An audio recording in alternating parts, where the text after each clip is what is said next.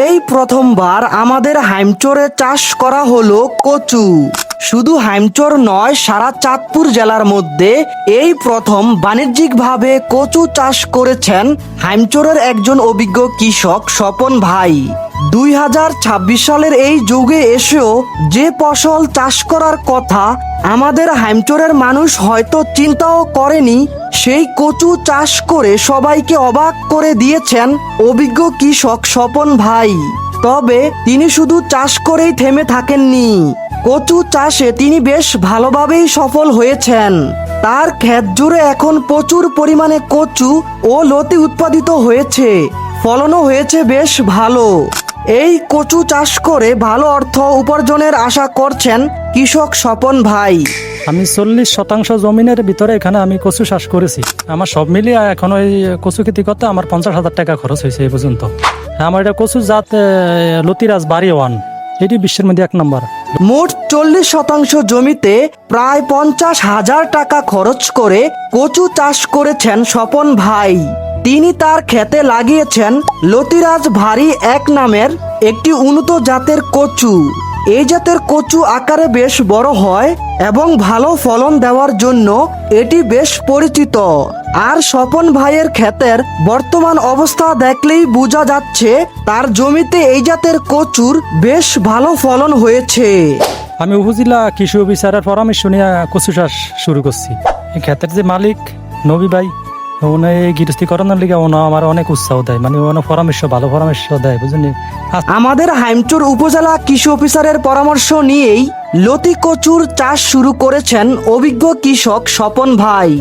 নতুন ধরনের এই কচু চাষে তাকে উৎসাহ দেওয়ার পাশাপাশি বিভিন্নভাবে সহযোগিতা করেছেন ক্ষেতের মালিক, অর্থাৎ সঠিক পরামর্শ, সহযোগিতা এবং নিজের অভিজ্ঞতা সবকিছুকে কাজে লাগিয়েই এই নতুন উদ্যোগ শুরু করেছেন স্বপন ভাই। আমি সপ্তাহে 5 মণ আমি তুলছি, সামনে আরো বাড়বো। দাদা সপ্তাহে সামনে আরো 8 মণ 7 মণ 10 মণও তালে গালে দিলে সপ্তাহ হইব, গালে দিলে তোলা। আমরা পাইকারি সেল দেই, আরো নেওয়া যায় 40 টাকা কেজি বেশি, 1600 টাকা মণ। আর যদি আপনার বাড়ির বেশি কেউ নেয় 50-60 টাকা কেজি। স্বপন ভাইয়ের কচু খেতে প্রচুর পরিমাণে লতি হয়েছে। এত ভালো ফলন দেখে কৃষক স্বপন ভাইয়ের মুখে এখন তৃপ্তির হাসি।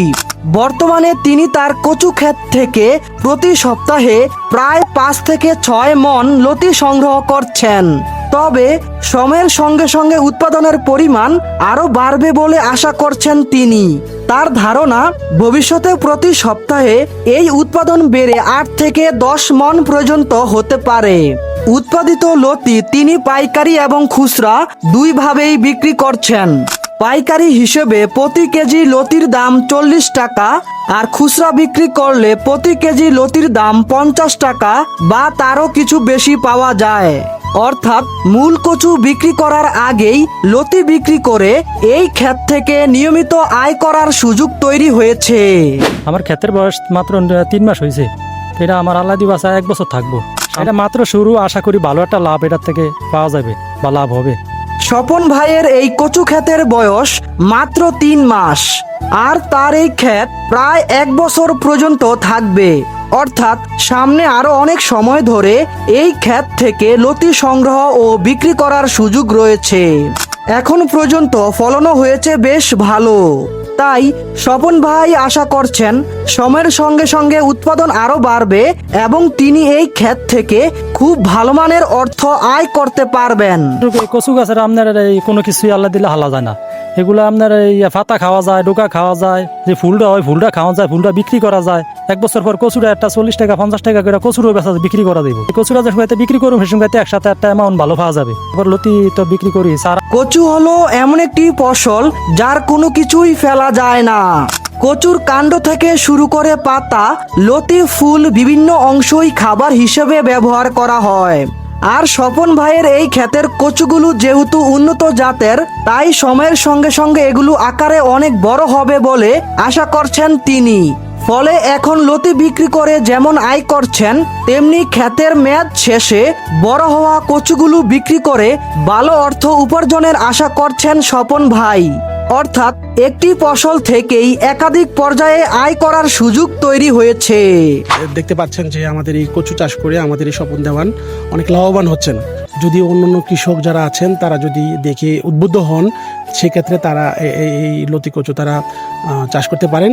এবং যদি কেউ আগ্রহ প্রকাশ করেন অথবা অন্য কোনো ইয়ার মাধ্যমে হচ্ছে গিয়ে আমাদের একসাথে যোগাযোগ করেন, সেক্ষেত্রে আমরা প্রযুক্তিগত এবং অন্যান্য যে উপকরণ আছে সেগুলো দিয়ে আপনাদেরকে সহযোগিতা করতে পারবো। হাইমচর উপজেলা কৃষি কর্মকর্তার ভাষ্যমতে স্বপন ভাইয়ের এই সফলতা দেখে হাইমচরে আরো অনেক কৃষক কচু চাষে আগ্রহী হবেন। তিনি আরো বলেন, হাইমচরের কৃষকদের যে কোনো ধরনের চাষাবাদে কৃষি বিভাগের পক্ষ থেকে প্রয়োজনীয় পরামর্শ ও সহযোগিতা দেওয়া হবে। আমাদের হাইমচর হলো নদী কবলিত একটি উর্বর জনপদ। প্রাকৃতিক নানা প্রতিকূলতা থাকা সত্ত্বেও এখানকার মাটিতে প্রায় সব ধরনের ফসলই চাষ করা সম্ভব। শুধু প্রয়োজন সাহস, দক্ষতা, পরিশ্রম এবং সঠিক পরামর্শ।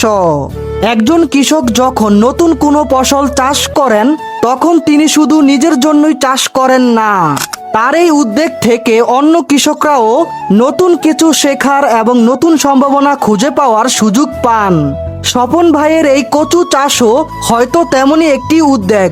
আজ হয়তো হাইমচরের একটি জমিতে বাণিজ্যিকভাবে কচু চাষ হয়েছে, কিন্তু আগামী দিনে যদি এই চাষ আরো সফলতা পায় তাহলে হয়তো হাইমচরে আরো অনেক কৃষক কচু চাষে আগ্রহী হবেন। আর তখন স্বপন ভাইয়ের এই উদ্যোগ হয়ে উঠতে পারে হাইমচরের কৃষিতে এক নতুন সম্ভাবনার সূচনা। হাইমচরের মাটিতে প্রথমবারের মতো বাণিজ্যিকভাবে কচু চাষের এই উদ্যোগ সফল হোক, এটাই আমাদের প্রত্যাশা। আপনারা যারা কৃষির সঙ্গে যুক্ত আছেন তাদের কাছে জানতে চাই, হাইমচরে বাণিজ্যিকভাবে কচু চাষের এই উদ্যোগ আপনার কাছে কেমন লাগলো? আপনার মতামত অবশ্যই কমেন্টে লিখে জানিয়ে দিবেন।